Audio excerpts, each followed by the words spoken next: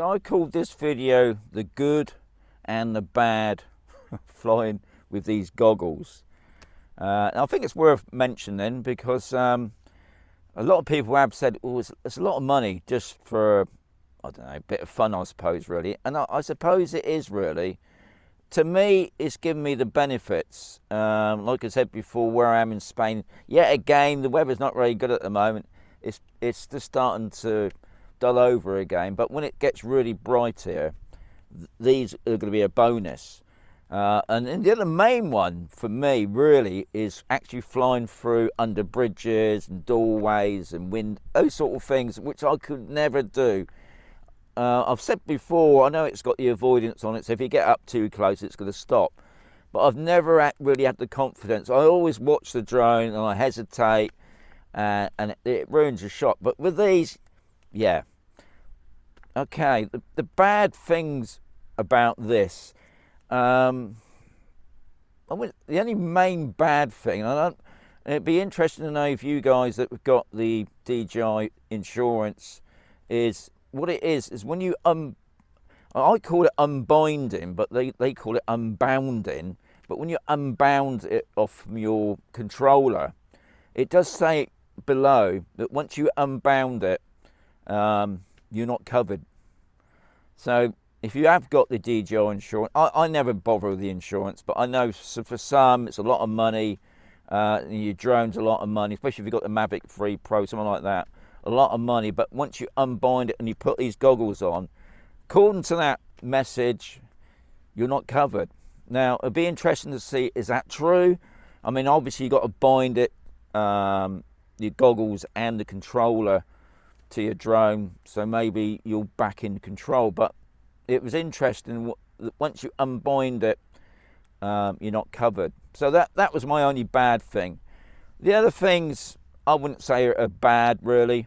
Obviously, when you find the Mini 3 Pro, you're not going to have any access to the modes on there. On about tracking, the 48 megapixel, those sort of things you will not be able to do on this. Obviously, you can video things, and depending on what the frame rate is, you can speed it up, slow it down. And obviously, the main two ones is you can do normal flying, you can do sports mode, and you can do FPV. But other than that, you haven't got much more control. Oh, sorry, you can take photographs. But other than that, you've got to obviously you've got to bind it up with your RC controller or your RCN1 and take over, which is not, it doesn't take long. You're probably talking about 5 minutes, but that's the only niggly thing. Now, one of the good things I did notice on this is obviously if you did lose the drone, it saves the footage just before it crashes. I think it saves the last 10 seconds or something like that. So it gives you an idea where that drone is gone.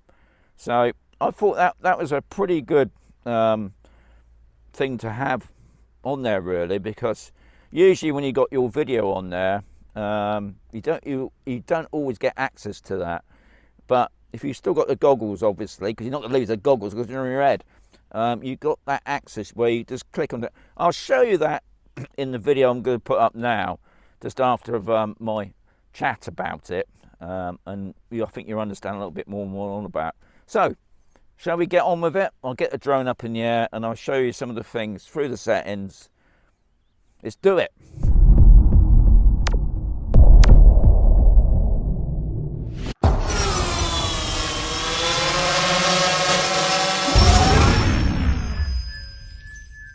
What I'm going to do first, guys, I'm just going to get the drone.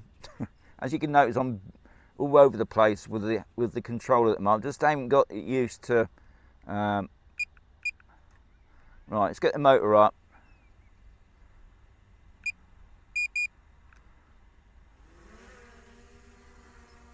Okay, just give it a thumbs up so we're all in. Okay, I'm just going to use to take it up in the air a little bit more. What it was, I was chatting to you guys a moment ago, and what had happened is the drone overheated while on the ground. I wanted just to show you through some of the settings so you can show what I'm on about. So I'm just going to bring it around over there for the moment. Right, because one of the things I have noticed, you've got to be so careful what you're doing with this controller, because you've only got to move it. Now I've got it on, I think I've got it on FPV at the moment, and somebody else did mention that the picture quality on the screen wasn't that brilliant. I think it all depends on where you were. Now yesterday I was down near the beach, I had fantastic picture and no breakups, but here it does seem to pixelate, so there must be, I think right over there, if I just bring it over there now, there's a radio mast. If I can put the circle right on it now. Right, what I'm going to do also, I'm going to bring the drone away from me. I'm just going to, let's bring it round. Okay, I'm going to take it over there a minute. Okay. So you can see the picture is already breaking up there, but then don't forget it's behind me. And that's probably one of the reasons why it's doing it. So anyway, I just wanted to show you, yeah, there I am, so you can see where I am now.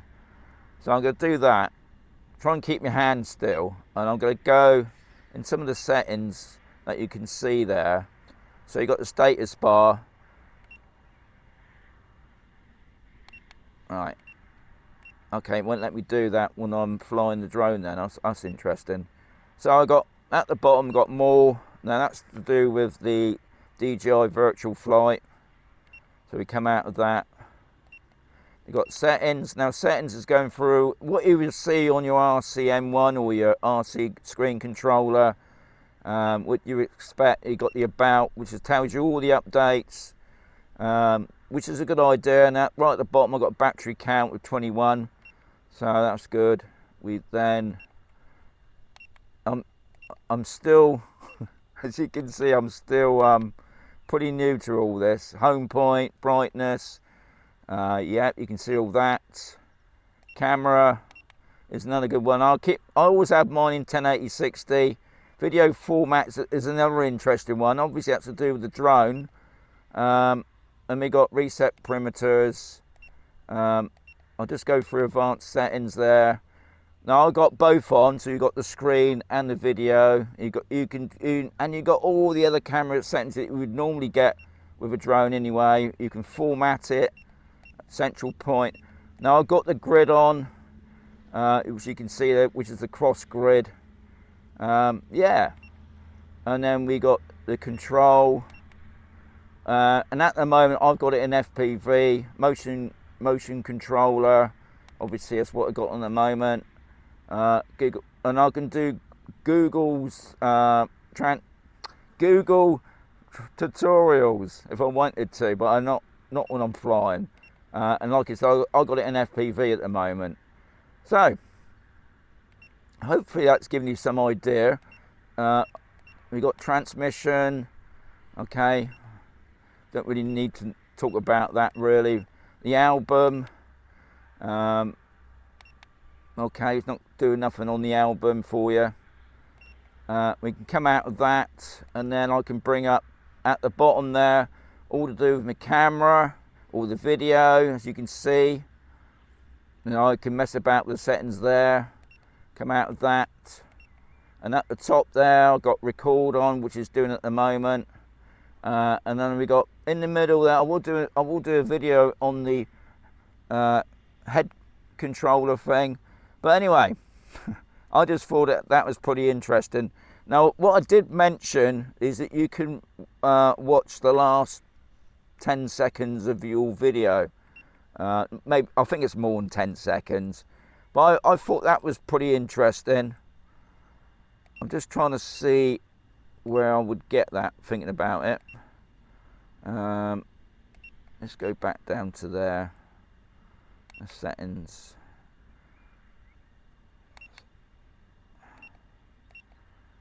Okay. Oh, here it is. Camera view before loss. So you won't be able to see that at the moment until I actually finish the video. If I can do that, I will do that. So anyway, I'll come out of that for the moment. I'm going to go into that in a moment. So we'll just take that status bar off. So there it is. I mean, you can see if yeah, obviously in this area here, for some reason, it's just not loving it. But I've got it in FPV mode at the moment. So, and the more you can see, it's where I'm going at a bit of a speed.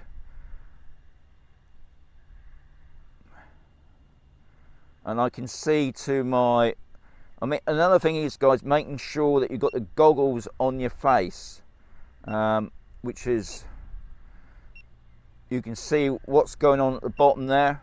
Now you can see at the moment in that orange in the middle, that's telling me how many feet I am off the ground, which I think is a brilliant idea, because you can see then the picture was breaking up there.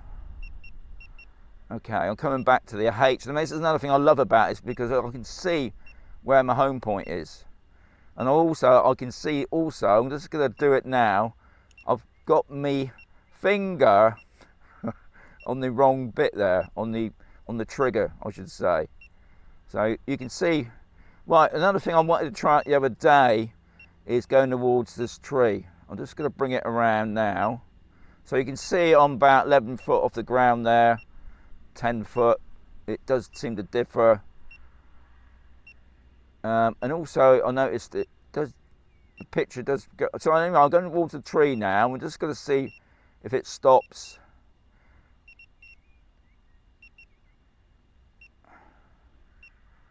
Okay, the drone's slowing down. Yeah, won't go any further. And if I pull up the lever there, it makes the drone go backwards, which is another bonus, especially for this controller. Now, somebody asked me the other day, what about, does the first set of goggles, or goggle one, what you want to call it, does that work with the Mavic 3 Pro? Now, as far as I know, I don't think it does, but I might be wrong. So that would be interesting to know who's ever got the first set of goggles that they bought with their Avatar. Can you do this as well? I mean, I'm right in thinking, if it's in the status bar that you can use the Mini 3 Pro, then yeah, it should be no problem. But obviously, because I haven't got the goggles one, I can't say for sure. So what I'm going to do now, I'm just going to bring it into land. Just coming over the top of my head now. Right, here it comes. So my final thoughts on this setup. To me personally, I'm loving it. But I do understand some people, what's the point? But like I said before, if you're a drone addict, that's probably the sort of thing you want to get hold of. And to be honest, at the moment, I've been using this a lot. I haven't gone back to using the main settings on the Mini 3 Pro. Probably because I've got a few drones anyway. I mean, what I find now is I think I could keep this set up as it is. I've got my Mini 2. I've still got my Mavic Air 2. Now my Mavic Air 2, I use mainly when it gets really the weather gets a little bit rough, because I know that drone can handle all weathers. Whereas the Mini 3, it can. I'm pretty amazed how well it does handle in the wind. But I think sometimes when I'm driving a long location, I don't want any problems. But yeah, this setup here is amazing. In my previous video, you saw me flying through doorways and windows. I couldn't have done that. And as you saw there in that demo, the trees right over that way behind me, it just stopped. Now, I couldn't have done that if I was flying it on the screen. I probably would have been hesitant and stopped it well before it got to the tree. But, as always, I hope you find these videos. Now, I would imagine this is probably my last video now on the goggles, and unless there's going to be a new update. The updating on this is a bit of a nightmare, I must say. There's a couple of people contacted me, having a few problems. But anyway, you got to persevere, guys. It took me 2 days. If I can do it, you can do it. Anyway, catch you on another video.